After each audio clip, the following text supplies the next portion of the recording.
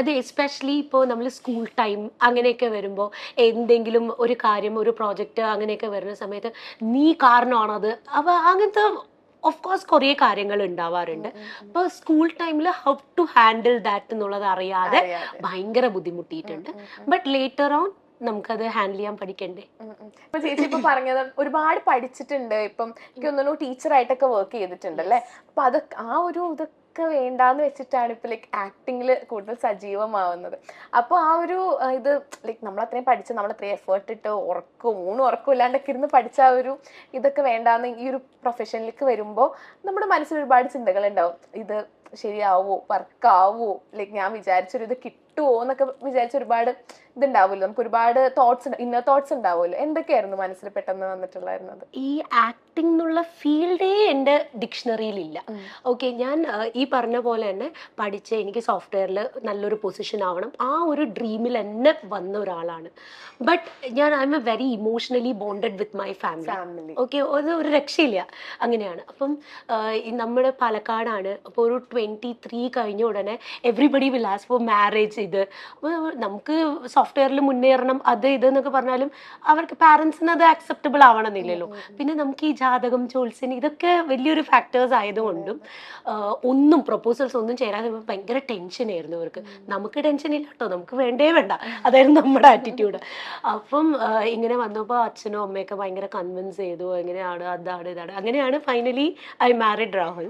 Okay, അപ്പം ആ സമയത്ത് ഇവർക്ക് ട്രാൻസ്ഫർ കിട്ടുമെന്നാണ് ഞാൻ വിചാരിച്ചത്. So no problem. പിന്നീടാണ് എൻഗേജ്മെന്റ് ഒക്കെ കഴിഞ്ഞിട്ടാണ് I came to understand that അയ്യോ പണി പാലും വെള്ളത്തിൽ കിട്ടിയെന്ന്.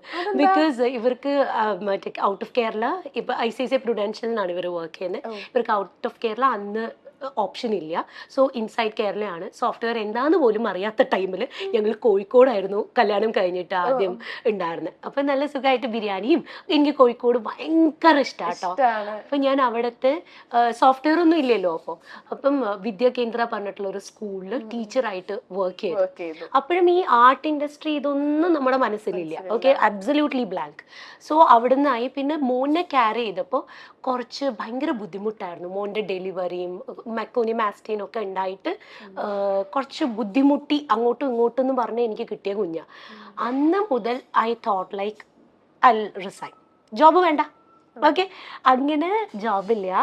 പിന്നെ മോൻ്റെ വളർച്ച അതാണ്. പിന്നെ 2 years ആയപ്പോഴാണ് എൻ്റെ അച്ഛൻ പെട്ടെന്ന് മരിക്കുന്നത്. അപ്പം അത് മോന് ഭയങ്കര വലിയൊരു ഇമ്പാക്റ്റ് ആയിരുന്നു. അപ്പം മദർ ഇൻ ലോ ആണ് ഇങ്ങനെ ഒരു രാരീരം ഒരു ദിവസം കൊണ്ടുപോകും. പിന്നെ it change my life. So അങ്ങനെ, അല്ലാതെ ആർട്ട് ഇൻഡസ്ട്രി ഇത് ഒന്നും ഉണ്ടായിരുന്നില്ല. ഇപ്പോഴും ഞാൻ പറയുകയാണെങ്കിൽ ഇമോഷണലി ബ്രെയിന് വർക്ക് ചെയ്യുന്ന ഒരാളാണ് ഞാൻ. പിന്നെ ഒരു സങ്കടം പറഞ്ഞാൽ ഞാൻ വീഴും.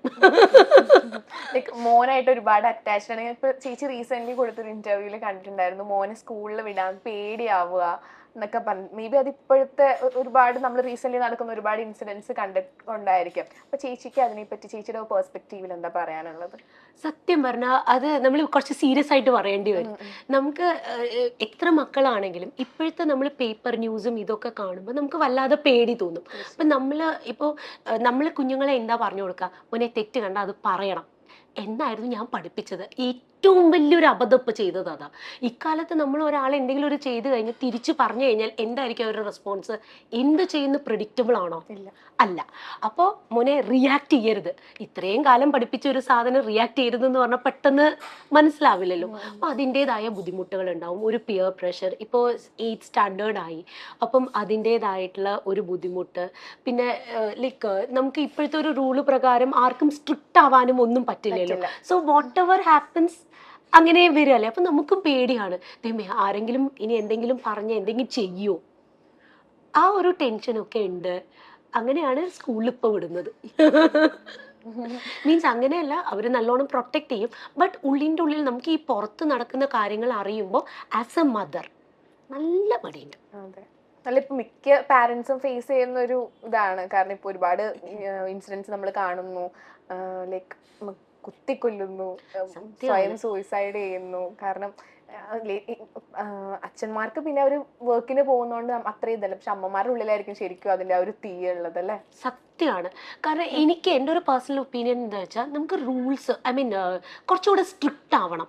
ഓക്കെ, ഒരു തെറ്റ് ചെയ്ത് കഴിഞ്ഞാൽ പിടിക്കപ്പെടും, അതിന് നല്ലൊരു ശിക്ഷ കിട്ടുന്നുണ്ടെങ്കിൽ നമ്മൾ ആ തെറ്റ് ചെയ്യാൻ കുറച്ചൊന്നും മടിക്കും അല്ലേ? പണ്ട് നമ്മൾ സ്കൂളിൽ പഠിക്കുമ്പോൾ അയ്യോ ആ ടീച്ചറെ ഇന്ന് ചുട്ടട്ടി ഇട്ടുട്ടോ, അതാണ് നമ്മളെ നല്ല രീതിയിലേക്ക് പോകാനുള്ളത്. പക്ഷെ ഇന്നിപ്പോൾ അടിയില്ല. ഇപ്പോൾ ഒരു റൂള് വന്നിട്ടുണ്ടെന്ന് തോന്നുന്നു, ഒരു ചെറിയ മാറ്റം. മീൻസ് അടിക്കാം, വടിയെടുക്കാം എന്നൊക്കെ ഹൈക്കോടതി പറഞ്ഞു എന്നുള്ളത് ഞാൻ മിഞ്ഞാന്ന് വായിച്ചിട്ടുണ്ടായിരുന്നു. ബട്ട് എന്നാൽ കൂടെ നമുക്ക് ആ സ്ട്രിക്ട്നെസ് ഇല്ലാതെ ആവുമ്പോൾ എന്ത് സംഭവിക്കുന്നു?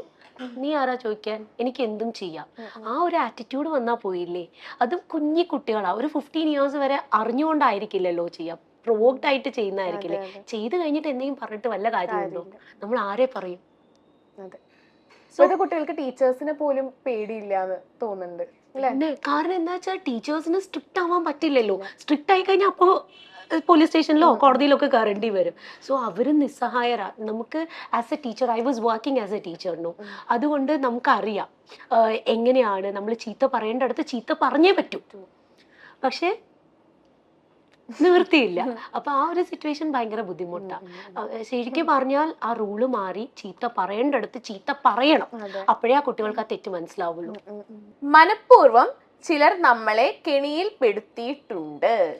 ഇല്ല, അങ്ങനെ വന്നിട്ട് താങ്ക് ഗോഡ് ഇതുവരെ വന്നിട്ടില്ല. ചേച്ചി കുറച്ചും കൂടെ ഒന്ന് നോക്കിയിട്ടാണ് സർക്കിൾ ചൂസ് ചെയ്യുന്നത് അല്ലെ? കൂടെയുള്ള ആൾക്കാരെ ഉള്ളിൽ ഒരു പേടി എല്ലാത്തിലും ഉണ്ടാവും, അതുകൊണ്ടായിരിക്കും. അപ്പം അത് നോയായോണ്ട് ഒരു പണിഷ്മെന്റ് ഉണ്ട്. പറയൂ.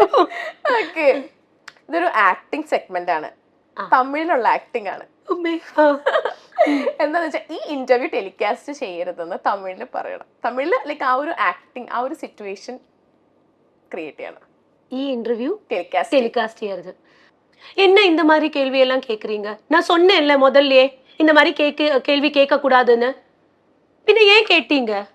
அம்மா ചെറിയ மிஸ்டேக் பண்ண. என்ன மிஸ்டேக்? அது சொல்லிட்டு தானே நான் இங்க வந்தேன். ப்ரொடியூசர் தந்த क्वेश्चन தான். எனக்கு தெரிய வேண்டாம், எனக்கு முடியாது, எனக்கு இது பிடிக்கல, இத delete பண்ணுங்க, otherwise நான் இங்க இருந்து எழுந்திருச்சு போவேன், அவ்வளவுதான். ப்ரொடியூசர் தானே क्वेश्चन தந்தக்கு, எனக்கு അറിയത്തില്ല. நான் இங்க வரதுக்கு முன்னாடியே நான் சொன்னேன் இந்த மாதிரி முடியாதுன்னு. பின்ன என்ன இப்படி எல்லாம் கேக்குறீங்க? சேனல் தந்த क्वेश्चन தான். அது எனக்கு தெரிய வேண்டாம். ஐயோ എനിക്ക് തമിഴ് അറിയത്തില്ല. പാവം പറിച്ചു. അയ്യോ, കിട്ടിയോ? വേണ്ട സാധനം കിട്ടിയില്ലേ? ഇങ്ങനെയാണ് this is how we work in Uppumulaku also. ഇതുപോലെ ഇങ്ങനെ അത് കഴിഞ്ഞ് ഇമ്മീഡിയറ്റ്ലി നമ്മൾ ചിരിക്കും. നൈസ് നോ, ഞങ്ങളുടെ അവിടെ വരണം തോന്നുന്നില്ലേ? ഒരു വൈബ് സെറ്റ് ആയിരിക്കും അല്ലേ എല്ലാവരും കൂടെ കൂടുമ്പോ. കാരണം നമ്മൾ അപ്പ സ്ക്രിപ്റ്റ് പഠിച്ച് അപ്പ ചെയ്യുന്ന, നമുക്ക് എന്താ ചെയ്യുന്നതെന്ന് പോലും അറിയില്ല. അതും ഇപ്പൊ ഡിഫറെന്റ് ആയിട്ടുള്ള ഇങ്ങനെ കണ്ടുണ്ടോന്നറിയില്ല, നമ്മുടെ മധുര മീനാക്ഷി അമ്മയായിട്ട് ചെയ്യാൻ പറ്റി.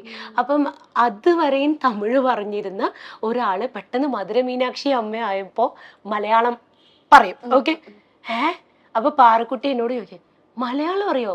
മലയാളം മറ്റുമില്ല, ഉലകത്തിലെ എല്ലാ ഭാഷയും தெரியும், പാൻ യൂണിവേഴ്സ് എന്നൊക്കെ പറയുന്നുണ്ട്.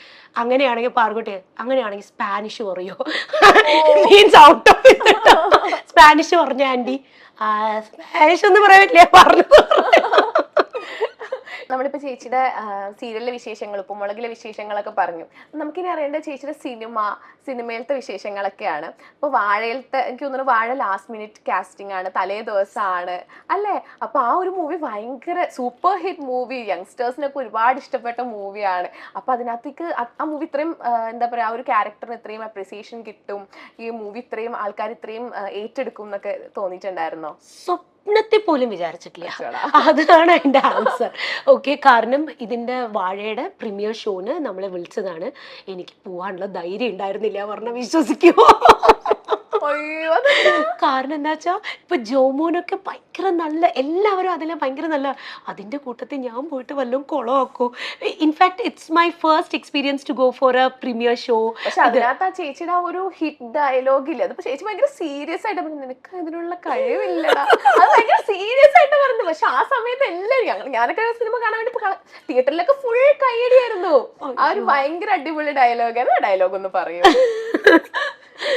അയ്യോ, നിനക്ക് പഠിക്കാനുള്ള കഴിവില്ല മോനെ. ഭയങ്കര സീരിയസ് ആയിട്ട് അത് പറയുന്നത്. പക്ഷെ ഉപ്പുമുളകും പരമ്പരയിലെ ചേലത്ത് തമിഴത്ത് പെണ്ണിനെ നിറഞ്ഞ മനസ്സോടെയാണ് മലയാള ടെലിവിഷൻ ആസ്വാദകർ സ്വീകരിച്ചത്. ധാവണിയിൽ അതിസുന്ദരിയായി എത്തിയ കനകം ഉപ്പുമുളകിലും അതിഥി താരമായിട്ടാണ് വന്നു പോയത് എങ്കിലും പ്രേക്ഷകരുടെ മനസ്സിൽ ഒരു പ്രത്യേക സ്ഥാനം തന്നെയാണ് താരത്തിന് ലഭിച്ചത്. ചുരുങ്ങിയ സമയം കൊണ്ട് തന്നെ കനകത്തെ പ്രേക്ഷകർ സ്വീകരിക്കുകയും ചെയ്തു. രോഹിണി രാഹുൽ എന്ന താരമാണ് കനകമായി എത്തിയത്. തന്റെ അച്ഛന്റെ മരണം സംഭവിക്കുന്നത് മകൻ റോഹന് 2 വയസ്സ് മാത്രം പ്രായമുള്ളപ്പോഴാണ്. ആ പ്രായത്തിലും ആ സംഭവം അവനെ ഏറെ തളർത്തിയിരുന്നു. മോന് ഒരു മാറ്റം ആ സമയത്ത് അനിവാര്യമായതിനാലാണ് രാരി രാരീരത്തിന്റെ ഓഡീഷനിൽ പങ്കെടുക്കാൻ തീരുമാനിച്ചത്. അല്ലാതെ ഒരു മത്സരത്തിനായി പോയതല്ല. സെലക്ഷൻ ആകരുതേ എന്ന് പ്രാർത്ഥിച്ചു. എന്നാൽ അപ്രതീക്ഷിതമായി അവിടേക്ക് എത്തപ്പെട്ടു. അവസാനം ടൈറ്റിൽ വിന്നറുമായി. പിന്നെ കരിയറിൽ നടന്നതെല്ലാം യാദൃച്ഛികം മാത്രമാണെന്നാണ് രോഹിണി പറയുന്നത്. ഒന്നിൽ കൂടുതൽ പരസ്യ ചിത്രങ്ങളിലാണ് പിന്നീട് എത്തപ്പെട്ടത്. അതെല്ലാം കരിയറിൽ ഒരുപാട് മാറ്റങ്ങൾ വരുത്തുകയും ചെയ്തു.